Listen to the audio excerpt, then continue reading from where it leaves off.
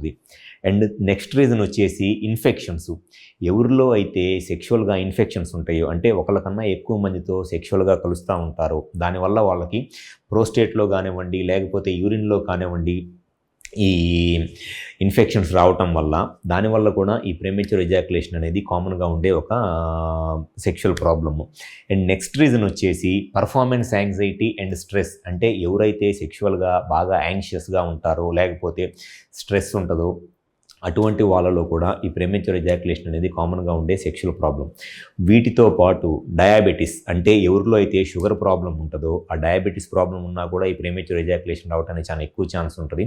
And ఇంకొక reason వచ్చేసి phimosis అంటారు. అంటే పెన్నిస్ పైన ఉన్న ఫోర్ స్కిన్ చాలా ఎక్కువగా ఉండి స్కిన్ ఫ్రీగా వెనక్కి వెళ్ళట్లేదో ఆ ప్రాబ్లమ్నే ఫైమోసిస్ అంటారు. ఈ ఫైమోసిస్ అనే ప్రాబ్లం కూడా ప్రీమెచ్యూర్ ఎజాక్యులేషన్కి ఒక మెయిన్ రీజన్.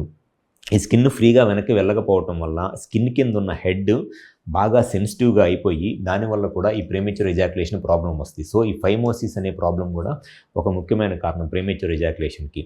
సో ఎప్పుడైనా సరే ఈ ప్రీమెచ్యూర్ ఎజాక్యులేషన్ లాంటి సెక్షువల్ ప్రాబ్లమ్స్ ఉన్నప్పుడు ఫస్ట్ దానికి కారణం ఏమిటి, హార్మోన్స్ ఎలా ఉన్నాయి, ఇన్ఫెక్షన్ ఏమైనా ఉందా, లేకపోతే ఈ పెన్నిస్ పైన స్కిన్ ఫైమోసిస్ అంటారు కదా, ఈ ఫైమోసిస్ ప్రాబ్లం ఏమైనా ఉందా అనేది చెక్ చేసుకోవాలి. దాంతోపాటు ఎక్కువ మాస్టర్బేషన్ అలవాటు ఉన్నా, లేకపోతే ఈ స్ట్రెస్, యాంగ్జైటీ లాంటి ప్రాబ్లమ్స్ ఉన్నా కూడా ఈ ప్రీమెచ్యూర్ ఎజాక్యులేషన్ ఉంటుంది. అండ్ దాంతోపాటు డయాబెటీస్, ఎవరిలో అయితే షుగర్ ప్రాబ్లం ఉంటుందో, డయాబెటీస్ మెలైటస్, అటువంటి వాళ్ళలో కూడా ఈ ప్రీమెచ్యూర్ ఎజాక్యులేషన్ ప్రాబ్లం ఉంటుంది. సో ఫస్ట్ కరెక్ట్గా కారణం ఏంటి అనేది తెలుసుకొని ఆ కారణాన్ని కనుక ట్రీట్మెంట్ చేసినట్లయితే ఖచ్చితంగా ఈ ప్రీమెచ్యూర్ ఎజాక్యులేషన్ ప్రాబ్లమ్ని క్లియర్ చేసుకొని సెక్షువల్గా మ్యాక్సిమం ఎంతసేపు కావాలంటే అంతసేపు సెక్షువల్గా ఎంజాయ్ చేయవచ్చు.